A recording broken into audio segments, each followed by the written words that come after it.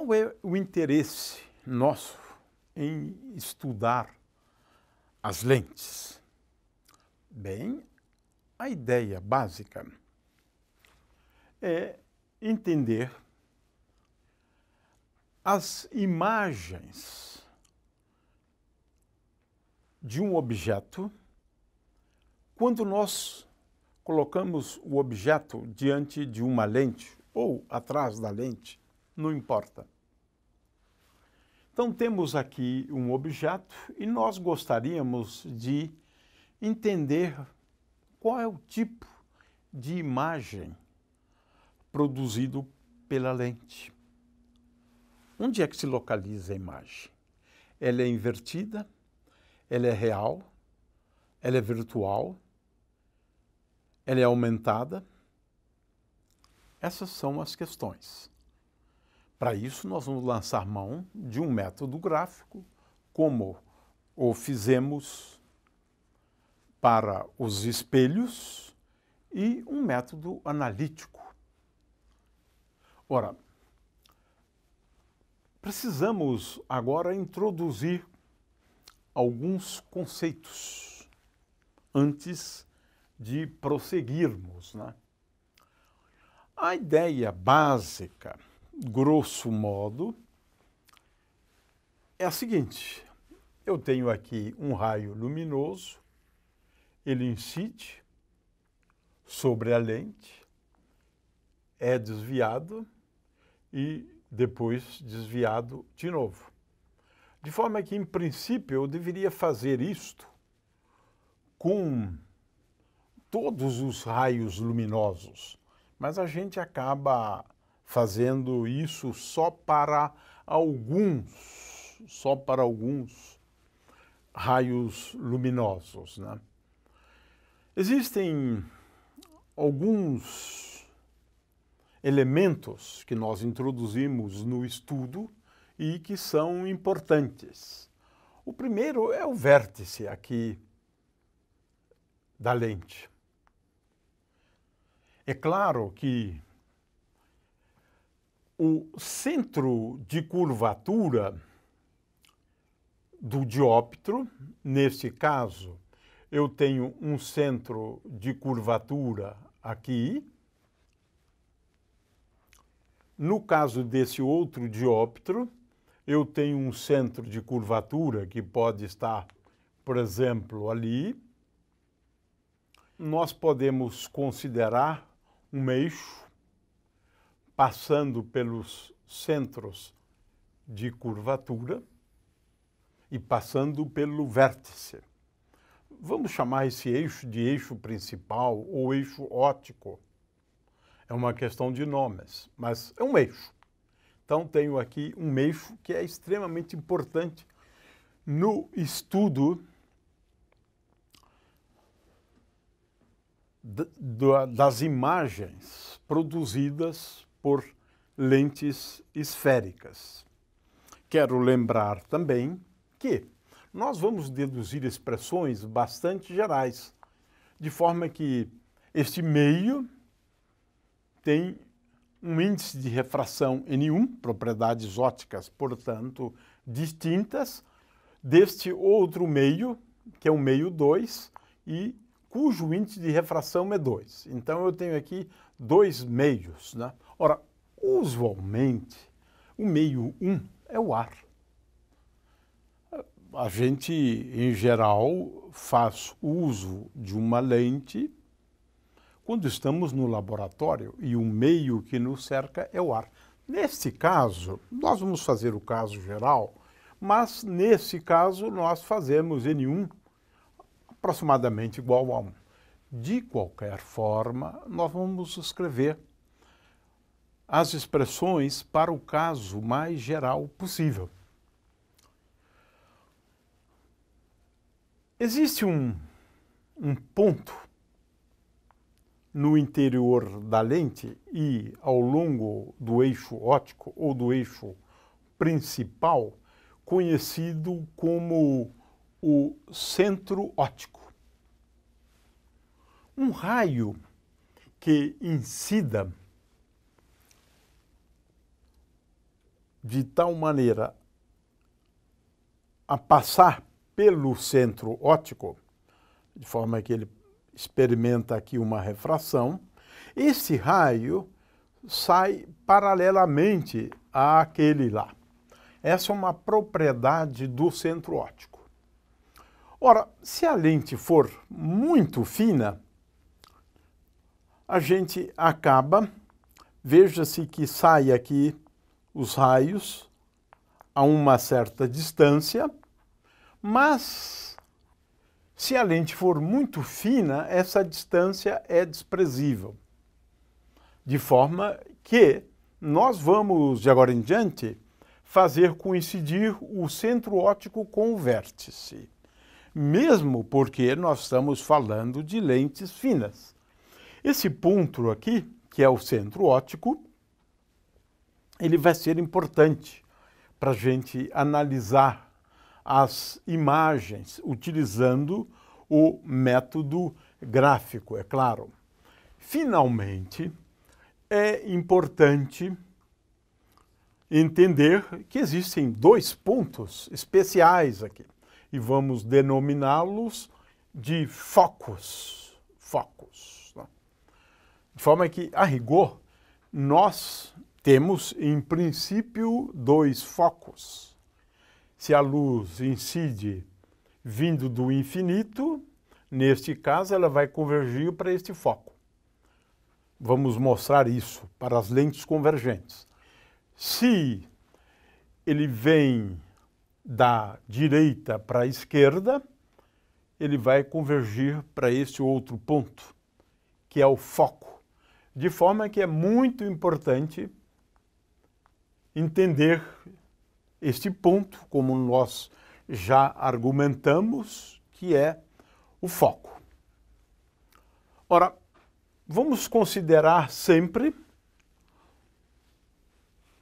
um ponto objeto, por exemplo, localizado sobre o eixo, e o nosso problema é o de determinar o ponto imagem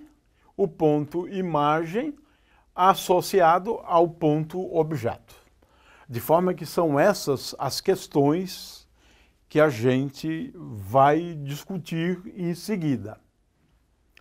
Os focos são importantes, o centro óptico é importante, esse eixo óptico ou eixo principal é igualmente importante. Ora, vamos agora a entender como nós estudamos as imagens. Ora, o método preciso é aquele que faz uso de um referencial conhecido como referencial de Gauss. O que é um referencial de Gauss? É um referencial cartesiano. Tenho dois eixos, um eixo Y e um eixo X. Esse eixo X, ele será orientado sempre no sentido contrário ao da incidência da luz. De forma que se a luz vem de lá, eu oriento esse eixo X para cá. Se a luz vem de cá, eu oriento de uma forma diferente. O fato é que nós fazemos uso do referencial de Gauss, de forma que um ponto qualquer, um ponto objeto, ele tem coordenadas x e y, né, para o ponto objeto.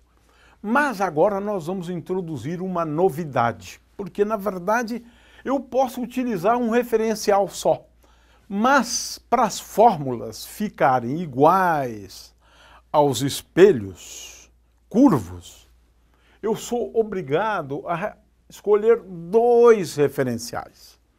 Este aqui é o referencial para os pontos que nós denominamos de objeto, né? Para os pontos imagem e para os centros de curvatura, para as coordenadas dos centros de curvatura, nós usamos agora uma orientação diferente e vamos chamar esse eixo aqui de x'.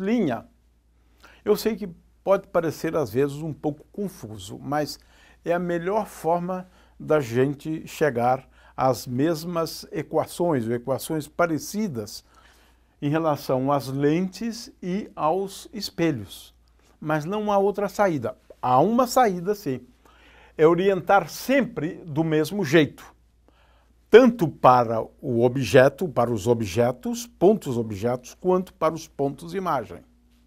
De forma que, em princípio, isso é possível, né?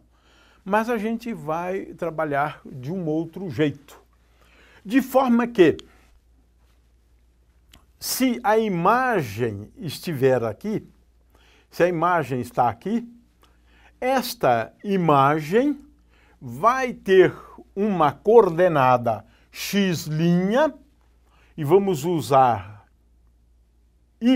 ou melhor, nós vamos usar P' para representar a coordenada x' da imagem. Se a imagem estiver aqui, P' é positivo, porque eu orientei o eixo assim. Se a imagem estiver aqui, P' estiver aqui, então, como eu orientei para as imagens para cá, P' é negativo. Ora, a mesma coisa vale para os objetos. Se o objeto estiver aqui, P, que é a coordenada x, ou melhor, a abscissa, se quiserem, né, do ponto P. Então, P é a coordenada do ponto objeto. A coordenada x do ponto objeto. A abscissa do ponto objeto. Ora, y permanece a mesma coisa, uma orientação só. O que ocorre quando nós adotamos essa convenção é que nós também adotamos a mesma convenção para as coordenadas do centro de curvatura. Vamos chamar esta coordenada aqui de C1 e esta coordenada aqui de C2. Mas veja-se que estamos usando a mesma convenção para as imagens. Consequentemente, neste caso aqui, neste caso, C1 é positivo. Veja que neste caso, C2, que é a coordenada x do centro de curvatura, tendo em vista que para os centros de curvatura e para as imagens nós adotamos essa orientação, neste caso, C2, né? C2 é negativo. É importante, então, entender a convenção. X é positivo para os pontos objeto à esquerda. E x é negativo se o ponto objeto está à direita. Para x' é o contrário. X' é positivo se estiver à direita e x' é negativo se estiver à esquerda. Os centros de curvatura seguem a mesma regra em relação às imagens. Se o centro de curvatura for ou estiver à direita, ele tem uma coordenada positiva. Se for à esquerda, tem uma coordenada negativa. Finalmente, nós gostaríamos de chamar a atenção para um outro aspecto. E esse aspecto é bastante importante também. Diz respeito ao seguinte: nós vamos estudar lentes finas, em primeiro lugar, e agora temos uma outra novidade nesse estudo, que é a seguinte. Se eu tenho aqui um ponto objeto, nós vamos considerar só raios incidentes de tal forma a que este ângulo alfa é um ângulo pequeno. De forma que nós estamos aqui falando de uma aproximação, mas nós vamos utilizar muito esta aproximação. Que aproximação é essa? A aproximação é seno de alfa aproximadamente igual a alfa, ou ainda tangente de alfa aproximadamente igual a alfa. Ora, a mesma coisa nós vamos fazer em relação ao ângulo associado ao raio que emerge, formando aqui a imagem do ponto I. Este ângulo aqui é o ângulo beta, e nós vamos fazer tangente de beta aproximadamente igual a beta, e, claro, a mesma coisa, seno beta aproximadamente igual a beta. Essas aproximações são consistentes, né? Finalmente, se nós temos aqui o centro de curvatura, nós vamos considerar este ângulo aqui como sendo o ângulo gama, e para esse ângulo gama fica valendo a mesma coisa. Seno de gama aproximadamente igual a gama e tangente de gama aproximadamente igual a gama, ou seja, tangente de gama aproximadamente igual a seno de gama, que é aproximadamente igual ao ângulo, né? Então, nós estamos falando aqui de ótica dos raios paraxiais. Tudo que nós vamos deduzir aqui vale para raios paraxiais, tais que o ângulo alfa seja muito pequeno, o ângulo beta muito pequeno e, finalmente, o ângulo gama muito pequeno. Por pequeno, entendemos estas aproximações aqui.